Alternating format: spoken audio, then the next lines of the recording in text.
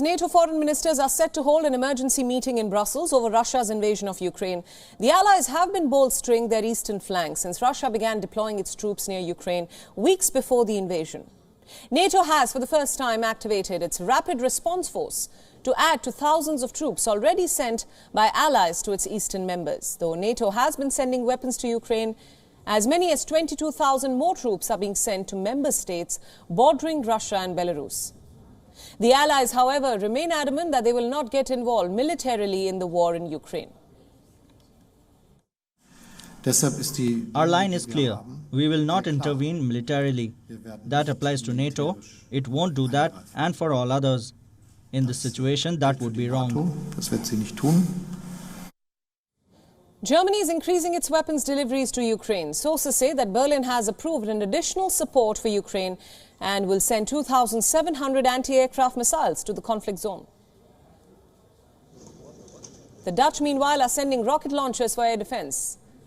The Estonians, Poles and Latvians are to send missiles, while the Czech Republic is sending machine guns, snipers and other ammunition. Even formerly neutral countries like Sweden and Finland are sending weapons. In all, about 20 countries, most members of NATO and the EU, are funneling arms into Ukraine as of now.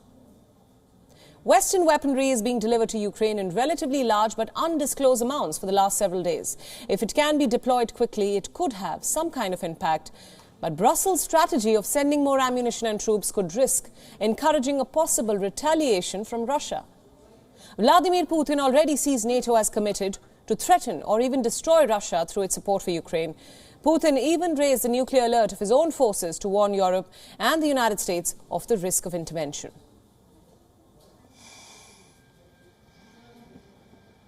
Now, for more on this, we are now being joined by Rosie Burchard for more details. She joins us now from Brussels. Rosie, thanks for joining us. As we just told our viewers, NATO foreign ministers are set to hold an emergency meeting in Brussels. What can we expect from that?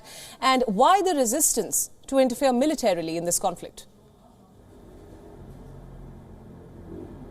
Well, this certainly is an emergency meeting held in emergency times. Those foreign ministers of all 30 NATO allies are due to meet in Brussels on Friday. We'll expect attendance of the US Secretary of State Blinken, the UK Foreign Secretary Liz Truss, the German Foreign Minister Annalena Baerbock and all the others. So they will be locked in talks for the morning in Brussels, and we can expect them to discuss further how to beef up the alliance's eastern flank. So those are those member countries of NATO in Eastern Europe or in the Baltics that of course feel pretty exposed at this time. They've told other NATO allies that they do feel there might be a threat to their security. However, as you mentioned, NATO allies will not be putting any boots on the ground in Ukraine. And the simple reason is because Ukraine is not a member of NATO. That means it's not party to the alliance's collective defence pledge, known as Article 5, and whereby that means if one NATO ally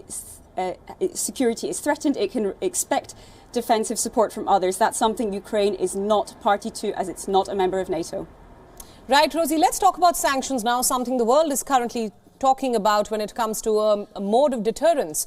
Now, are sanctions enough to deter Russia at this point in the conflict? A military column is near Kiev, while another city, Kherson, has already fallen. Is Europe worried about where things are heading?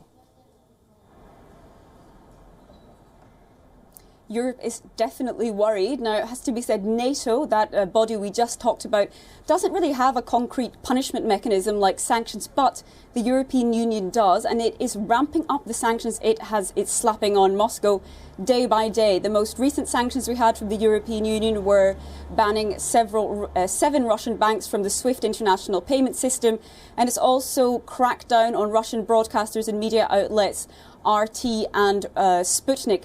But however, they are thinking perhaps of taking that even further. The European Union has to try and perhaps keep something up its sleeve if the situation gets even worse. We know Ukraine is calling for tougher sanctions still. It has been calling for a full embargo on Russian oil and gas, and that's something EU officials might be considering behind closed doors, but certainly something they have not openly communicated on so far. But there is concern of what can they do if the sanctions don't work. And so far, as the situation continues this conflict continues to rage on, that's very much on top of leaders' minds here. WION World is now available in your country. Download the app now and get all the news updates on the move.